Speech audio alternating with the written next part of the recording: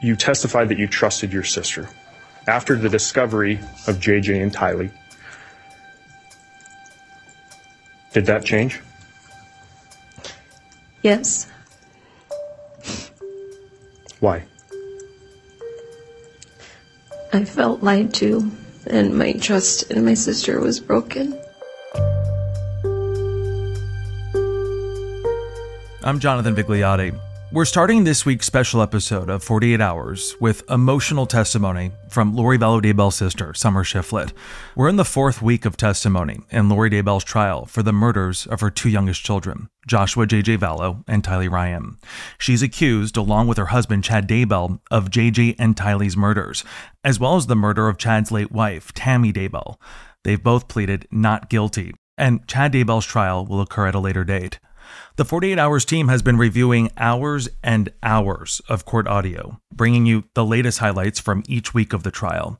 We'll get into testimony from both Lori Vallow Daybell's sister as well as Tammy Daybell's sister, Samantha Gwilliam. We'll also learn more about what might have actually happened to JJ Vallow and Tylee Ryan. For all the latest, we're back with longtime 48 Hours producer Richie Fetzer, who's been covering the case alongside me since 2019. Welcome back, Richie. Hi, Jonathan. Thank you for having me back. There's certainly a lot to talk about this week. There is. And much like last week, the court heard gut-wrenching testimony from someone who may know Lori as well as anyone else, her sister, Summer Shiflet. I can't imagine, Richie, how hard it must be for her to have testified against her sister. It's been reported that Shiflet cried throughout her testimony, which isn't surprising considering what she had to say about her relationship with Lori. She and Lori were very close growing up, according to Shiflet. And then as adults, Shiflet said that she was present in Lori and the children's lives. Did you see Tylee grow up? Yes. How would you describe Tylee? I would describe her as beautiful and witty and very talented in a lot of different ways. But eventually Shiflet said she too began to hear Lori's stories about past lives and the end of times, right? Yes, that's correct. Shiflet testified that Lori changed after she met Chad Daybell and began to tell stories that Shiflet found hard to believe. 2019, did she tell you that she had been someone else in another life? Prior to 2018? Prior to 2018? No. In late 2018 or 2019, did she tell you that? Yes. Did she tell you about her previous lives? Yes. Did any of that make sense to you? Not really. Did you believe it? I tried to. I wanted to believe her, but it didn't make sense. Listening to this, it seems Shiflet really wanted to believe her sister, but just couldn't wrap her mind around the things she says Lori was telling her. Ms. Shiflet, fair to say that you trusted what she told you? Yes. You believed your sister when she stated to you that JJ and Tylee were safe? Yes. I'm going to draw your attention to early June of 2020, when JJ and Tylee's bodies were found. You testified that you trusted your sister. After the discovery of JJ and Tylee, did that change? Yes. Why? I felt lied to, and my trust in my sister was broken. Now, Richie, I know you remember this. I interviewed Shiflet and her and Lori's mother, Janice Cox, about a month before JJ and Tylee were found. And what struck me from that conversation was how much they believed the children were still alive, possibly being hidden by friends, maybe even in a bunker. These were theories that they were all kind of mulling through their mind. Of course, a much different scenario. Yes. And of course, when we did that interview, it was just before the children's bodies were found. And both of them really believed that JJ and Tylee were safe because that's what Lori was telling them. And they really believed, you know, according to that interview, that Lori was incapable of harming her children. Right. And you can hear the apparent change for Shiflet in a recording of a video call prosecutors played between Shiflet and Lori from 2020. This was just days after the children's remains were recovered. At the time of this call, Lori was already in jail on child abandonment charges and just days away from being charged again, this time with 2 felony counts of conspiracy to commit destruction, alteration, or concealment of evidence. Here's what Summer asked her sister then. How are you? Oh, good. This audio, it's hard to hear. It's recorded audio. It's being played back inside the courtroom. It's also very emotional as Lori's sister confronts Lori about the deaths of her niece and nephew. Well, I know that they felt Tylee buried in a pet cemetery and JJ buried on Chad's backyard. And we don't understand how that happened or why. And you didn't tell us.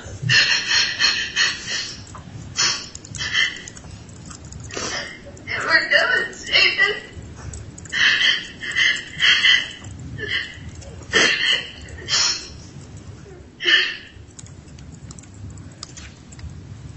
Did you know they were there? I can't talk about it. Lori Vallow, relatively calm there, as you can hear her sister struggling at times to even catch her breath to get a word out. There's a big pause in the conversation, but Shiflet keeps questioning Lori. I didn't think anything, but you never let anything happen to the kids and just let them be thrown away like garbage. And you would let them just... It's too painful. You think I let that happen? Yes, I do. Wow, it is just heart-wrenching to hear Shiflet in this call. And it's interesting, as the call continues, Shiflet still seems open to hearing Lori out about what actually might have happened to JJ and Tylee. Is there another explanation? I'm willing to hear it. I don't want to think it. Absolutely, but I can't talk about it. You went up to Hawaii, you were dancing on the beach while your kids were in the ground? You had to adult when you went there. I just can't understand. I don't understand. I want to believe the best in you. I really do. I love you with all my heart. It kills me. But you're just little kids. I don't understand.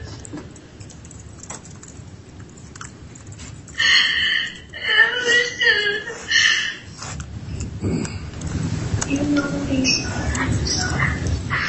That's what I thought. You still do.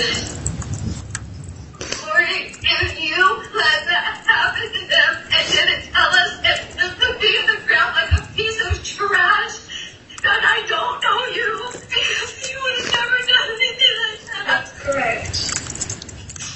And if you knew and didn't tell us, that's not okay. We love them. We would have taken them. We would have taken care of them. You could have gone up and done anything you wanted. That's what you think? I don't know what to think. No, you haven't told us anything. We believe you. We stood up for you. I cannot. I would love to. It's so hard, Richie, to listen to this. I mean, clearly emotional, but having spoken with Summer Shiflet and her mother back at a time when they were still full of hope that JJ and Tylee were alive. Clearly, obviously, this is the reality that Summer Shiflet faces while also coming to terms with what sounds like this growing instinct that maybe her sister was involved. Yeah, I mean, that's, I think, the only conclusion you can come to listening to this. And the devastation in her voice is, frankly, really hard to listen to. Shiflet continues to question what Lori was thinking, jetting off to Hawaii, just weeks after police say her children had been killed and buried in her then very new husband, Chad Daybell's backyard.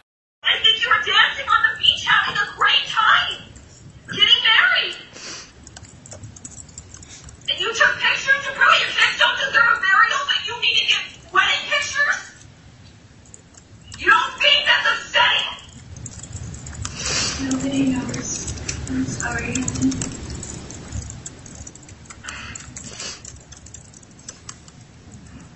Then nobody knows except for you and the Lord. Yeah, ask him.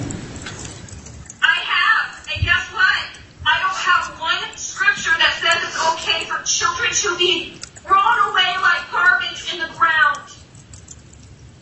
And that's okay.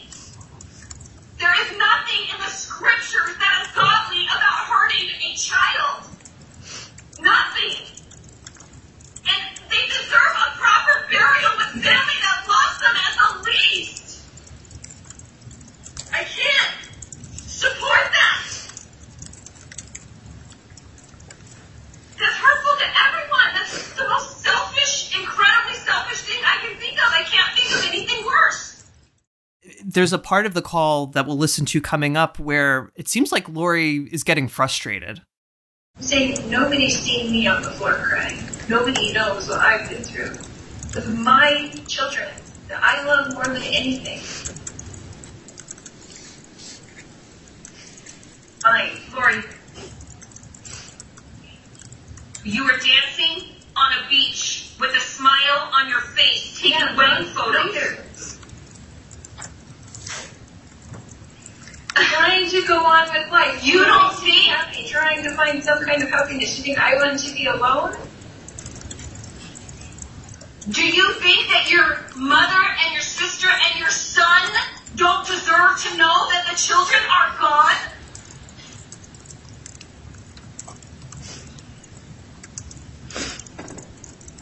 Why wouldn't you call and tell us that? Why were we cut off? You saying you want to go on and be happy? You're just going to be happy without your family and your life until you're stuck in jail and I'm the only one stupid enough to be your friend when I've been your best supporter, Lori. I've loved you my whole life. I still do. I can't bear to think of anything bad about you. It hurts me. I don't want to see you in jail. I don't want you to be there. I don't want people to misunderstand. If you would tell me the truth, I would stand up for you for the rest of time. You know that I would. I love you so much. But there is nothing okay about this. Nothing. Wow. As this call continues, Shiflet goes on to implore Lori to consider that Chad Daybell might have misled her. Lori, we have all read the scriptures. I know you told me about a lot of your spiritual experiences. You know I've tried to support you in all of them. But I am telling you, because I love you with all my heart, please consider that Chad has lied and been deceived, and that you have been deceived, and that this is not what you think it is. Now you're hearing a lot of sniffling, and that is Summer Shiflet in court listening back to this audio recording as it's being played. Despite the love Shiflet says she has for her sister, she keeps suggesting that she believes Lori was somehow involved in JJ and Tylee's deaths. And this week turned out to be a week of sisters testifying. Summer Shiflet wasn't the only sister we heard from. Thank you, Your Honor. Will you please state your name and spell your last name? Samantha Gwilliam, Gwilliam.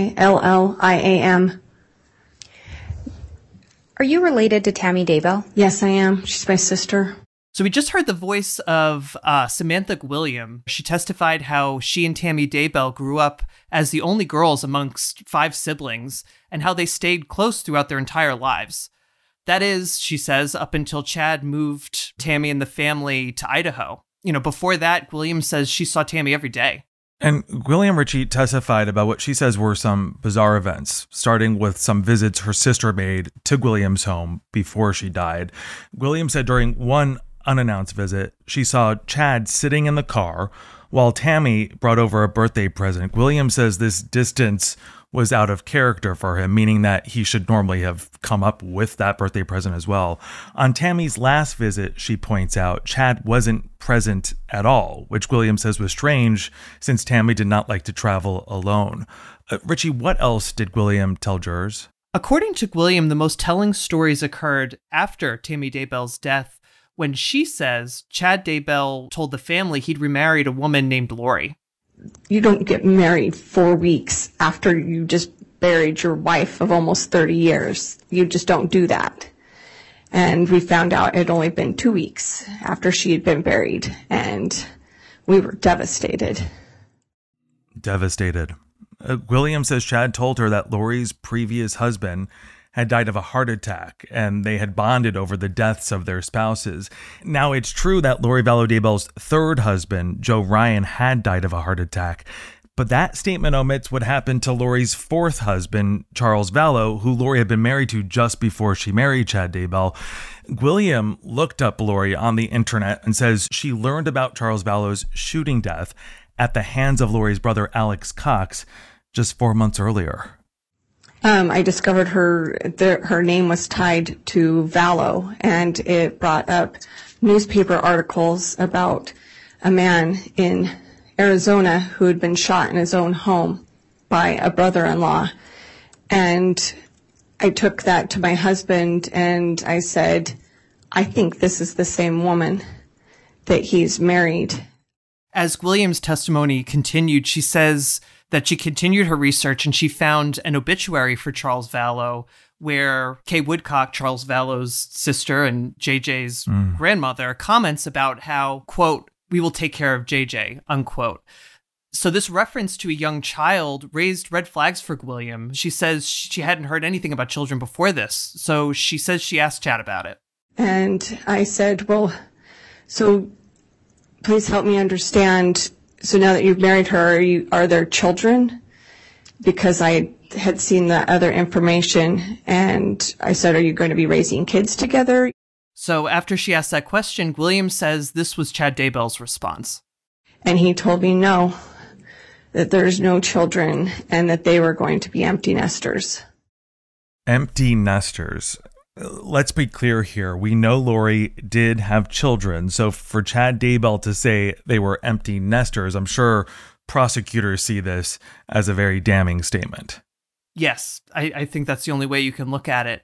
And Williams says she then asked about how the family would support themselves after Tammy Daybell died, since Williams says Tammy, as a school librarian, was the main breadwinner in the family. And in the past, Chad had relied on Tammy to contribute to the finances. Correct. Chad was not able to financially support the family by himself. No.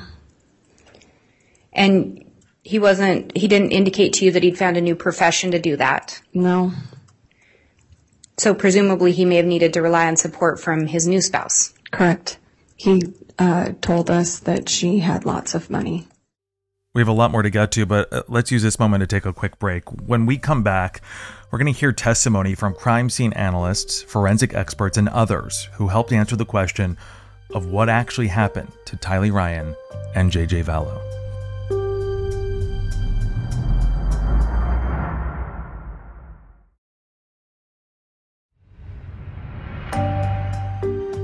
We're back with 48 Hours producer Richie Fetzer.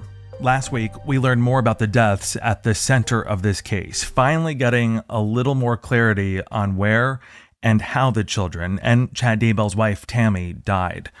The testimony highlighted the scale and the depth of this wide-reaching investigation, pulling agents and researchers from countless different government agencies. Richie, what did we learn from these experts? Yes. So while we've already heard testimony about the June 2020 search of Chad Daybell's property, FBI Special Agent Steve Daniels helped jurors picture the real scale of the operation. On this site, besides the evidence response team members, we had about 8. We had Rexburg Police Department members. We had Fremont County Sheriff's Department members. We had other FBI employees helping on this scene. So when listening to this court audio, I couldn't believe how many tools were being used in this search. Some were what you might expect, like shovels, rakes, metal trowels, and even a drone. But there were other things that might not immediately come to mind, like a high-tech laser Faro scanner, which makes a 3-dimensional scan of the crime scene. And then on the other end of the tech spectrum, they use tongue depressors, which they use to process the skeletal remains. Right, and I understand part of why they needed all of those tools, and this is graphic to discuss, is because of how the remains were buried. While according to FBI Special Agent Daniels, the team located JJ without much trouble, they had a much more difficult time with Tylee. We do want to warn listeners that this material is still very disturbing, so fast forward about 8 minutes or so if you'd like to skip ahead. Richie? So Agent Daniels spent several minutes describing how much difficulty they had digging through what they'd eventually realized was Tylee Ryan's burial site. For a long time, officers didn't even realize kind of what they were looking at. They were uncertain what they were uncovering. It included this green bucket that was melted, and then what turned out to be teeth and bone, and even a necklace with a silver charm on it. So just such a big contrast for us as a team, going from JJ's, how precise everything was placed, the stones, the planks, the wrapping of the body, all intact, versus Tylee's. A reminder that officers have said they believe Tylee was killed on or around September 9th, 2019, while JJ was killed later as he was last seen alive on September 22nd, 2019. We've previously reported this. JJ's remains were found wrapped in duct tape and plastic. Tylee's were discovered dismembered and severely burned. Richie, what, if anything, can we deduce from the differences between how these two children were killed and buried? Yes, so I think the first thing that comes to mind is some of the testimony we previously heard from Lori's sister-in-law, Zulema Pastenis, that Lori allegedly said people could be taken over by demons or dark spirits, and that the only way to completely cleanse the body of these demons is to bind or burn it. And you'll remember there was testimony from other witnesses claiming Lori had said both her children had been possessed. Yeah, it's all very disturbing. The medical examiners and forensic pathologists who conducted autopsies on JJ, Tylee, and Tammy Daybell's remains also testified.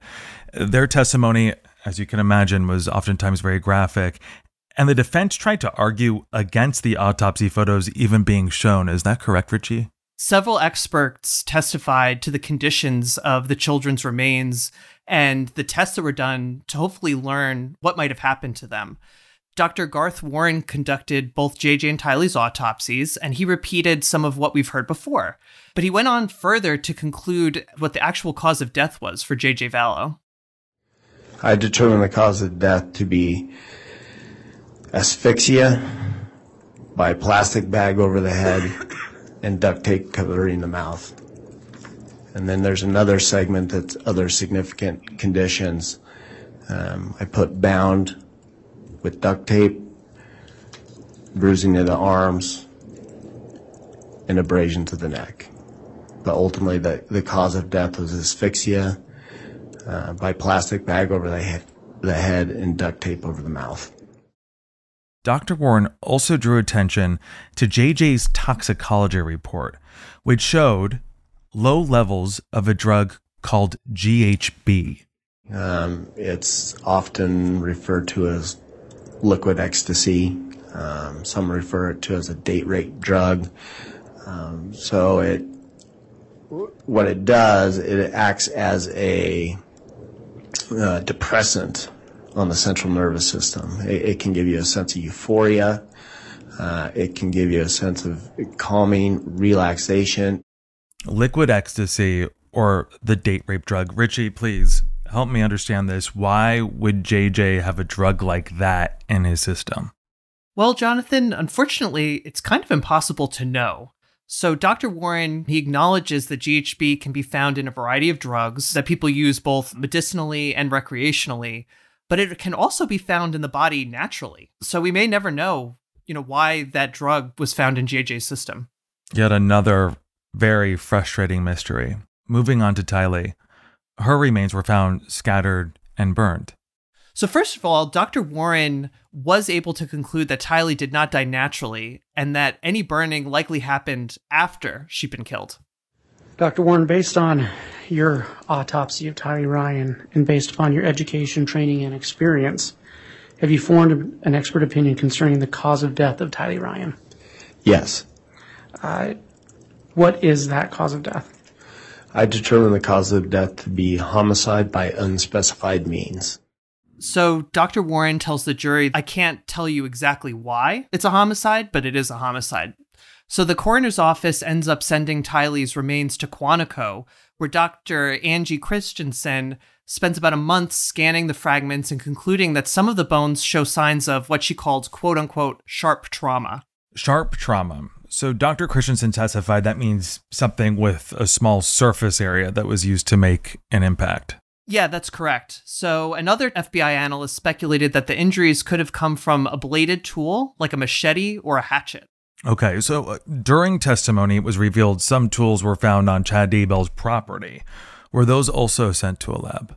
They were sent to a lab. There was more than a dozen items that they collected and sent for DNA analysis.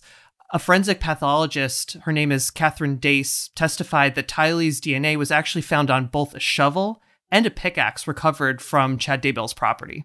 It seems prosecutors are trying to connect the dots that Tylee was killed and mutilated, possibly using tools found at Chad Daybell's home. Yes, and this evidence appears to be pretty damning. Then plastic bags and duct tape were recovered from JJ's burial site, and it was on one of these pieces of duct tape that investigators recovered a hair. A DNA analyst testified that after extensive testing, the hair was matched to a DNA profile for Lori Vallow Daybell. Here's more of the analyst describing how unlikely it was that that hair could have belonged to anyone else. Your statistics were 1 in 71 billion. Yes. And can you just briefly, so that we're all clear, what exactly does that statistic mean? So that means that if I were to see this, I would stick my hand into a hat of DNA profiles. I would expect to see this profile 1 in 71 billion times. And that's 71 billion with a B. I think short story here, the odds are not in Lori Vallow's favor here. So, Richie, prosecutors are trying to tie Lori to JJ's burial. Is this the first time they've been able to do that? This is the first time that I've heard anything about any physical evidence tying Lori to JJ or Tylee's burial. Also, on one of the plastic bags, an Idaho State Police forensic scientist was able to find a finger and palm print that matched Lori's brother, Alex Cox. We also learned that a phone connected to Cox was seen near Chad Daybell's property on September 9th, a day after Tylee Ryan was last seen alive, and then again on September 23rd, a day after JJ was last seen alive. So none of this looks good for Alex Cox, but we'll remind listeners, Alex Cox will never go on trial for his niece and nephew's deaths because he died in December of 2019 of what authorities say was natural causes. In addition to these testimonies, Richie, about the children's remains, we also got a glimpse into what investigators say is Tammy's cause of death as well. Yes. So one of the first things we heard was a recording of a 911 call from Chad Daybell and his son, Garth. We just found my mom. She's on the ground frozen, or she's stiff, and I don't know. Are you in Madison County or Fremont County? Hello, I'm Chad, the husband. She's clearly dead. I'm so sorry. Okay. Okay, are you in Rexburg or... Because your address shows the Rexburg address, but you're in Fremont County? It's a mile past. Okay. Anyway. Oh, no. Okay. Oh.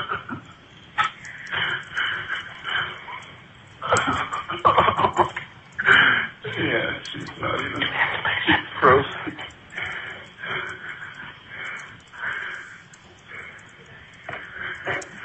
Okay, can I get your name? Chad Daybell. Oh, man. Oh. Okay, Chad, I'm going to get somebody up to you right now, okay? A very distraught sounding Chad Daybell on the phone with 911 after discovering his wife Tammy, as he described it, clearly dead. After Tammy's death, there was some back and forth about if an autopsy should be done. Richie, what happened here? Yes, so according to Fremont County Coroner Brenda Dye, who was on the scene at that time, Chad Daybell did not request an autopsy be performed. And ultimately in this case, you determined to not have an autopsy conducted. Is that correct? After consulting with the detective over the phone and Officer Greenhall and Deputy Coroner Wilmore.